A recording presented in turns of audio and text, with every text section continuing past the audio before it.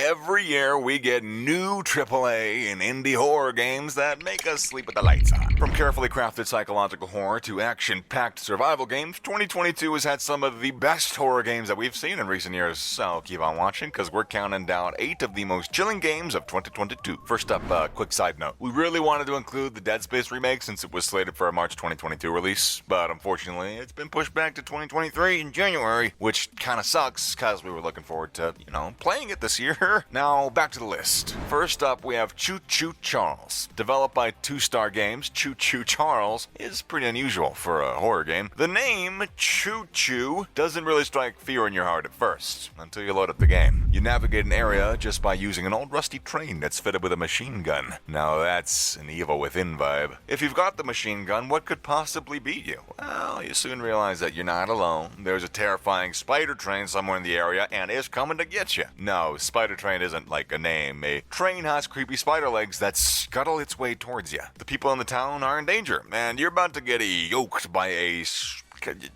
horrific spider train. I don't know what else to... Yeah, you'll have no option but to use your machine gun to try and take Choo Choo Charles down. You'll also use your train to get different areas of the map quickly and find scraps to upgrade your train. And then it's just you versus Charles the Spider Train. We thought it'd be, about this cute Thomas the Tank Engine looking thing, but Choo Choo Charles made us never want to get on a train again. Up next is Evil Nun, the Broken Mask. Evil Nun, the Broken Mask was originally a popular mobile game that was remade and launched on PC. The game puts you behind the eyes of a child. Totally not creepy or ominous. Totally doesn't remind us of Five Nights at Freddy's 4. So, The Broken Mask features a kid who's sent to a religious summer camp, and that's where the horror begins. You meet Sister Madeline, an evil nun who seeks to punish children with, wait for it, a giant hammer, in case you needed the nun from Conjuring 2 chasing you around with a big hammer. The game offers puzzles to solve, though, and you really can't do anything against Sister Madeline, because if she finds you, that's it. You're a pancake. And then we have Iron Lung. Now, this particular indie title is a unique horror game because of 2 reasons: claustrophobia and the fear of the unknown. Picture this. All the life in the universe is all but dead. There are a few humans who survive, and the already limitless supplies are plummeting. But there's a discovery of a planet that's got a blood ocean, and it's exactly what it sounds like. And you guessed it. You are the unlucky soul that gets to explore this blood ocean for any materials that might be useful for humanity. The game looks dated by today's standards, but maybe that's why it's so good. You don't have any way to take a peek outside. The rusty submarine is completely closed off, and you have a limited supply of oxygen. There isn't even a screen to show you the way. So, you navigate the bloody waters using X, Y, and Z coordinates. And what makes it awesome is it's mathematically precise. Once you reach the location, you take a snapshot of what's out there. Sometimes it's nothing, and other times, well, you'll have to play the game to find out. We're just gonna say that it's definitely one of the creepiest experiences that we've had in a while. It didn't take too long for things to start getting intense. Up next, Martha is Dead.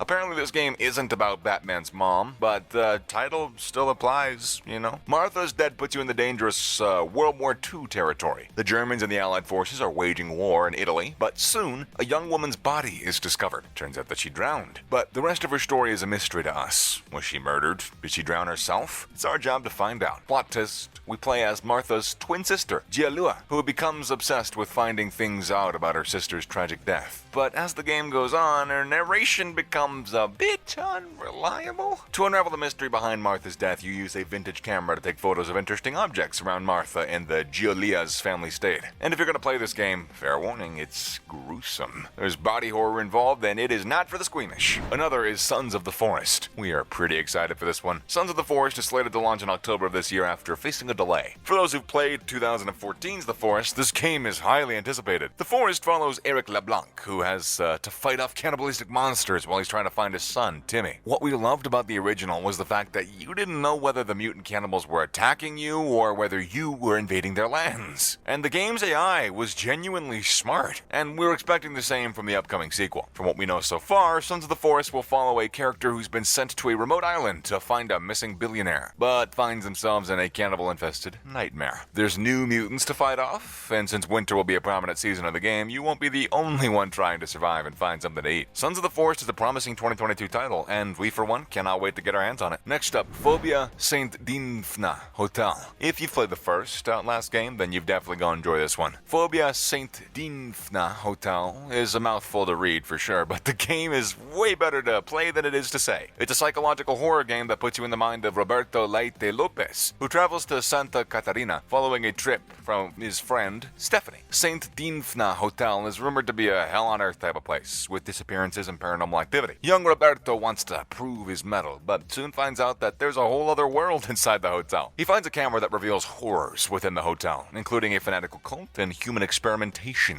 Scary looking creatures roam the halls and there's puzzles to be solved. To figure out what's going on, Roberto must venture into the depths of the decrepit hotel, complete with bizarre creatures and many scares. And he has to use his skills to find out the truth. And now the Callisto Protocol. Who knew PlayerUnknown's Battlegrounds could inspire a horror game? The Callisto Protocol is still currently in development, but it's shaping up to be one of the most promising titles of the year. Set up to release in December, this survival horror is set within the Battlegrounds universe. Like we said in the beginning, we would have really loved to see the Dead Space remake this year, but the same guy who created the Dead Space series is also involved in making the Callisto Protocol. So, we're sold. You take the role of a prisoner who's being transported to a facility called Black Iron Prison on one of Jupiter's heavily cratered moons, Callisto. Pretty standard stuff for a sci-fi title, but your ship suddenly gets attacked by aliens, and that's where the horror begins. Being in space is hard enough already, and being a space prisoner even more so. But being a space prisoner while being attacked by murderous aliens? That's a big nope. From the footage we've seen so far, the game looks brutal, dark, and downright creepy. And it looks like a worthy contender to Dead Space. So we're putting in our pre-order. Up next, Evil Dead the Game. And last but certainly not least, Saber Interactive's Evil Dead the Game. It was revealed way back in 2020 at the Game Awards, and if you've seen the gameplay footage, it's nearly identical to Dead by Daylight. We've already played bits and pieces of the game, and we've loved everything about it. The visuals are beautiful, and the creepy Deadites conjured up the demon player are hell to get through in the later stages of a level. There's one unique feature about this game is that it doesn't have a lot of different maps to choose from. Instead, it has got one